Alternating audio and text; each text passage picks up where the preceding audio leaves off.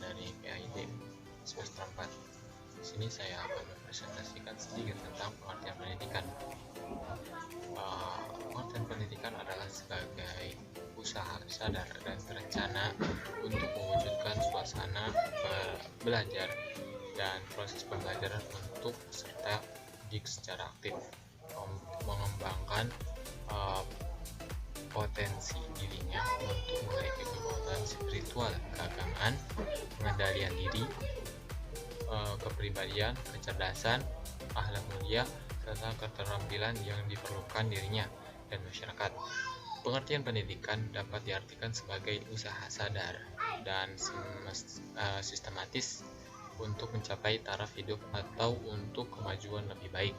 Secara sederhana, pengertian pendidikan adalah proses pembelajaran bagi peserta didik untuk dapat mengerti, paham, dan membuat manusia lebih kritis dalam berpikir. Pengertian pendidik secara etimologis atau asal-usul kata pendidik dalam bahasa Inggris disebut dengan education, dalam bahasa Latin pendidikan disebut dengan educum, yang tersusun dari dua kata yaitu dan duco, di mana kata berarti sudah berkembang dari dalam keluar atau dari sedikit banyak, sedangkan duco berarti perkembangan atau sedang berkembang. Jadi secara etimologis, pengertian pendidikan adalah proses pengembangan kemampuan diri sendiri dan kekuatan individu. Sedangkan menurut Kamus Bahasa Indonesia, pendidikan adalah proses pengubahan sikap dan tata laku seseorang atau kelompok orang dalam usaha mendewasakan manusia melalui upaya pengajaran dan pelatihan. Lalu apa pengertian dari pendidikan yang selama ini kita jalani individu atau kelompok? Menurut KBBI, kata pendidik dalam itu datang dari kata dik dengan memperoleh imbuhan pe dan diakhiri dengan an, yang artinya langkah, sistem, atau perbuatan mendidik. Kata pendidikan secara bahasa datang dari kata pedagogi, yaitu ped yang artinya anak, serta agos yang artinya menuntun. Jadi pedagogi yaitu pengetahuan dalam menuntun anak. Sedang secara istilah, pengertian pendidikan adalah suatu sistem perubahan sikap serta perilaku seorang atau sekelompok dalam usaha mendewasakan manusia atau peserta didik lewat usaha pengajaran serta kursus.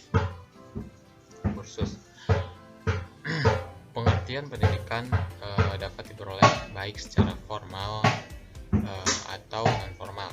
Pendidikan secara formal diperoleh dengan mengikuti program-program yang telah direncanakan terstruktur oleh suatu institusi, departemen, atau kementerian suatu negara, seperti sekolah. Pendidikan memerlukan sebuah kurikulum untuk melaksanakan perencanaan pengajaran, sedangkan pendidikan non formal adalah pengetahuan yang diperoleh dari kehidupan sehari-hari, dari berbagai pengalaman baik dialami atau dipelajari dari orang lain. Pengertian pendidikan dalam arti luas dan sempit.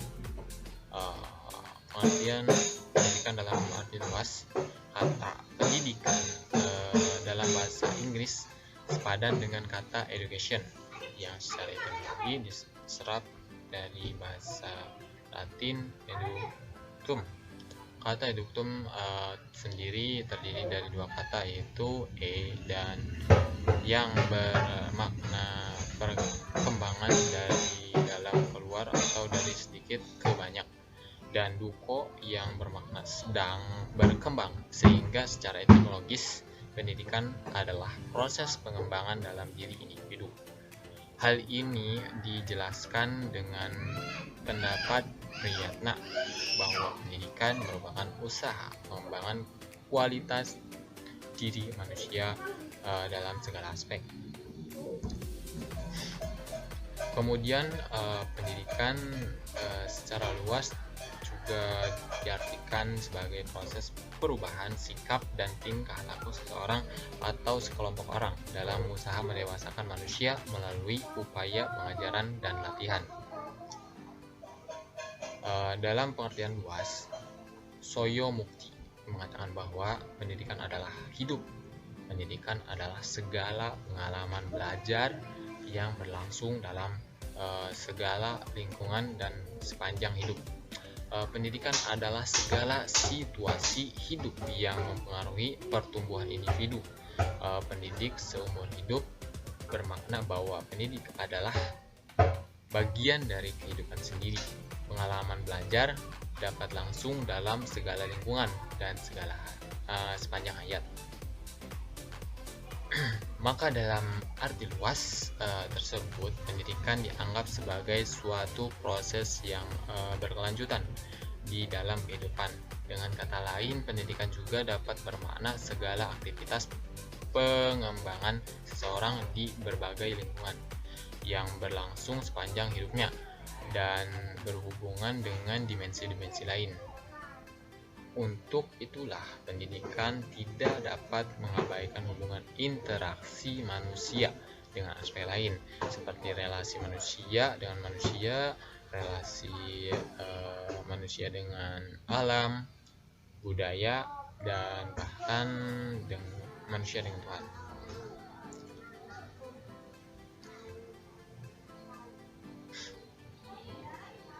Pengertian pendidikan secara luas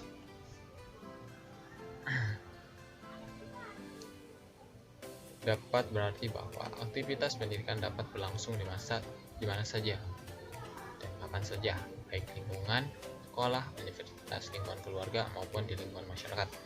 Hal ini sejalan dengan pendapat Mortimer C.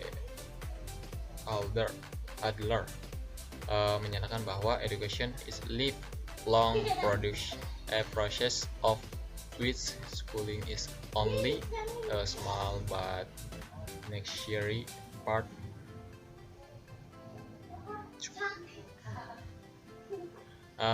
Disadari maupun tidak disadari, pendidikan selalu diarahkan untuk mencapai tujuan tertentu. Dalam arti luas, tujuan pendidikan terkandung dalam setiap pengalaman belajar dan tidak ditentukan oleh pihak luar individu.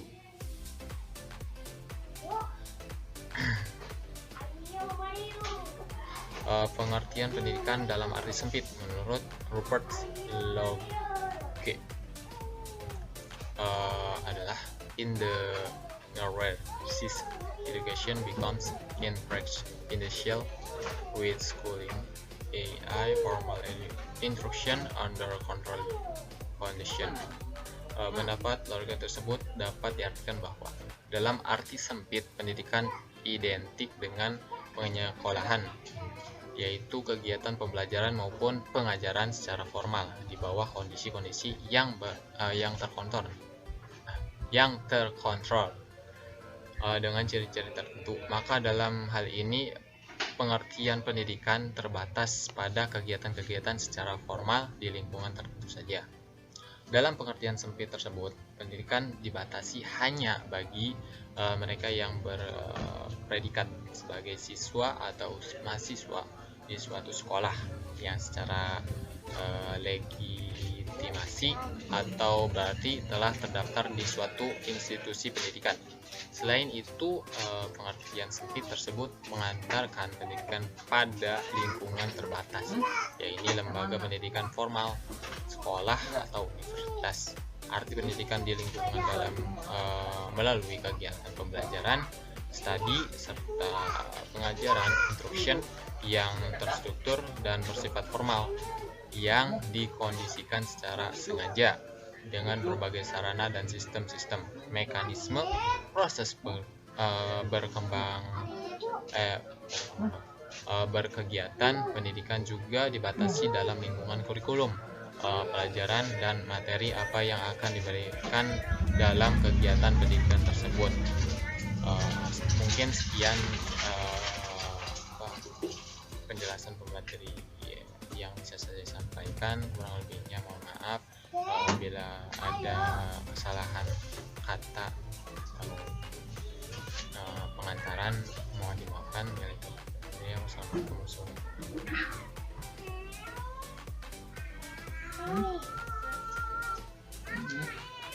Bismillahirrahmanirrahim. Untuk yang selanjutnya yaitu permasalahan-permasalahan dalam pengembangan kurikulum. Nah, untuk mencapai tujuan dari pengembangan kurikulum, para pengembang perlu memahami berbagai masalah dalam pengembangan kurikulum. Ada berbagai masalah dalam pengembangan kurikulum. Masalah-masalah yang dikaji dalam perkuliahan ini mencakup masalah baik secara umum ataupun secara khusus. Yang terdapat sebagai faktor yang menjadi permasalahan khusus di dalamnya antara lain adalah para guru, masyarakat, kepala sekolah, biaya, dan birokrasi. Sedangkan di dalam permasalahan umum terdapat beberapa faktor, yaitu bidang cakupan, relevansi, keseimbangan, artikulasi, pengintegrasian, rangkaian atau sequence, kontinuitas, dan kemampuan transfer. Nah, permasalahan kurikulum secara khusus antara lain yang pertama yaitu terdapat pada guru. Guru kurang berpartisipasi dalam pengembangan kurikulum disebabkan beberapa hal, yaitu kurangnya waktu, kurangnya sesuaian pendapat baik dengan sesama guru maupun kepala sekolah dan administrator, karena kemampuan dan pengetahuan guru itu sendiri-sendiri. Yang selanjutnya yaitu dari masyarakat. Untuk pengembangan kurikulum dibutuhkan dukungan masyarakat baik dalam pembiayaan maupun dalam pemberian umpan balik terhadap sistem pendidikan atau kurikulum yang sedang berjalan. Masyarakat adalah sumber input dari sekolah itu. Yang selanjutnya yaitu masalah biaya. Untuk pengembangan kurikulum, apalagi untuk kegiatan eksperimen, baik metode, isi, atau sistem secara keseluruhan membutuhkan biaya yang seringkali tidak sedikit. Yang selanjutnya yaitu kepala sekolah. Dalam hal ini seharusnya kepala sekolah mempunyai latar belakang yang mendalam tentang teori dan praktek kurikulum. Kepala sekolah merupakan peranan yang penting dalam pengembangan kurikulum itu. Yang terakhir yaitu birokrasi. Terdiri dari para inspeksi di Kanwil dan juga orang tua maupun tokoh-tokoh masyarakat. Kepala sekolah dan stafnya tidak dapat bekerja dalam kerangka patokan yang ditetapkan oleh Depdikbud. Yang kedua yaitu permasalahan kurikulum secara umum. Nah, adapun permasalahan kurikulum secara umum yang pertama yaitu cakupan. Masalah yang berkaitan dengan cakupan dan sequence tidak berlaku pada satu mata pelajaran saja, tetapi harus pula diperkirakan keserasian perkembangan antara mata pelajaran yang ada kalanya harus diberikan secara bersamaan atau paralel, dan ada pula yang harus diberikan secara bertahap atau berturut-turut. Yang kedua yaitu relevansi, adalah menyangkut kegunaan dan kebermaknaan suatu kurikulum bagi orang, masyarakat, dan juga bangsa. Artinya bahwa kurikulum perlu dikembangkan agar memiliki kegunaan dan kebermaknaan bagi orang, masyarakat, dan juga bangsa. Yang ketiga yaitu artikulasi. Artikulasi diartikan sebagai peraturan antara kelompok elemen dan unsur lintas tingkatan sekolah. Contohnya dapat dilihat antara SD dan SLTP, juga SLTP dan SMA, serta SMA dan perguruan tinggi, yang juga tak lepas dalam dimensi sequence seperti halnya kontinuitas. Yang keempat yaitu pengintegrasian. Nah, para pengembang kurikulum perlu memperhatikan pemanduan, pembangunan, dan penyatuan antara disiplin ilmu. Contohnya di dalam pelajaran kewarganegaraan, yang tidak hanya menyajikan bagaimana hubungan seorang warga negara yang baik dengan pemerintahan maupun dengan masyarakat, tetapi harus dapat menumbuhkan empati terhadap pemerintahan, kehidupan masyarakat, pengaruh lingkungan hidup, serta menerapkan norma-norma kehidupan masyarakat yang baik. Nah, selanjutnya yaitu rangkaian atau sequence. Sequence adalah susunan atau urutan pengelompokan kegiatan atau langkah-langkah yang dilakukan dalam perencanaan kurikulum. Secara garis besar ada tingkatan konsep sequence, yaitu sequence menurut kebutuhan, sequence makros, dan sequence mikro. Yang selanjutnya yaitu kontinuitas. Makna kontinuitas adalah pengulangan vertikal yang kompleks dan canggih dalam upaya peningkatan hasil belajar. Pengulangan tidak hanya berarti pengulangan konten pembelajaran, namun sebagai pengulangan unsur-unsur kurikulum. Nah, yang terakhir adalah kemampuan transfer pengembangan kurikulum. Perlu memperhatikan unsur-unsur yang perlu ditransfer. Untuk itu, pengembangan kurikulum perlu menentukan tujuan, menyeleksi isi atau materi, dan menyeleksi strategi pembelajaran yang mengarah pada pendayagunaan proses transfer secara maksimal. Pada poin C yaitu solusi permasalahan kurikulum. Nah, setiap masalah itu pasti ada solusi atau penyelesaiannya. Mengenai permasalahan penerapan pelaksanaan kurikulum ini tentu ada solusinya, yaitu dengan bekerja sama dan menyadari apa yang kurang. Kemudian juga ada beberapa cara solusi mengatasi permasalahan yang terjadi pada kurikulum. Di antaranya yaitu yang pertama yaitu memberikan pendidikan dan pelatihan kepada para guru, khususnya itu guru mata pelajaran, agar mereka itu dapat memahami dan mengerti apa yang akan mereka ajarkan.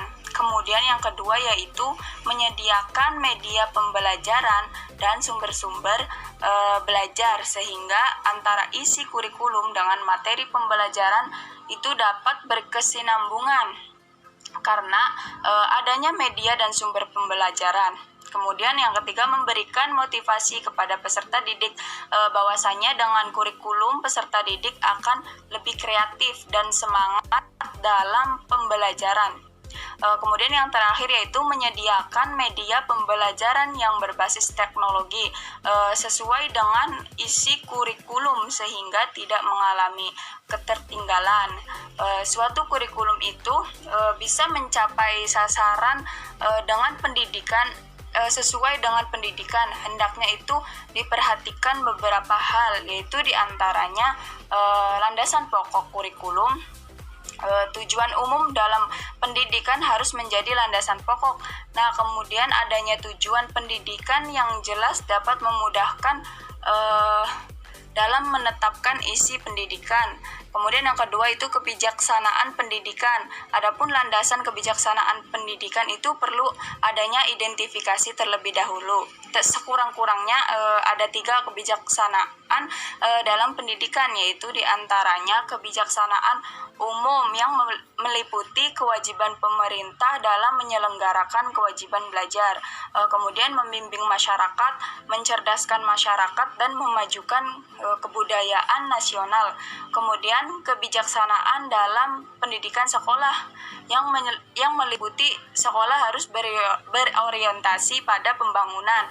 Sekolah harus merupakan bagian integral dari masyarakat dan peningkatan mutu pendidikan serta pemerataan pendidikan. Kemudian yang terakhir kebijaksanaan pendidikan di luar sekolah. Hal-hal yang diperhatikan meliputi memupuk inisiatif dan usaha masyarakat dalam penyelenggaraan pendidikan serta pemerintah menertibkan dan membina usaha masyarakat dalam menyelenggarakan pendidikan. Kemudian program-program pendidikan, adapun beberapa program yang sebaiknya diperhatikan itu dalam kurikulum, yaitu diantaranya pembaharuan pendidikan di sekolah, penyediaan logistik pendidikan, program pendidikan olahraga, kemudian program penyediaan tenaga kerja. Yang terakhir adalah variabel yang berkaitan dengan kurikulum pendidikan. Dalam hal ini ada pertimbangan yang perlu diperhatikan, yaitu diantaranya dalam memperhatikan variabel sebaiknya proses mekanisme itu dalam kurikulum tidak terburu-buru, karena jika perencanaan dilakukan dengan tidak matang, mengkhawatirkan akan merugikan bangsa, negara, dan lebih khususnya itu akan merugikan sebuah pendidikan itu sendiri. Sekian dari saya, terima kasih. Wassalamualaikum warahmatullahi wabarakatuh.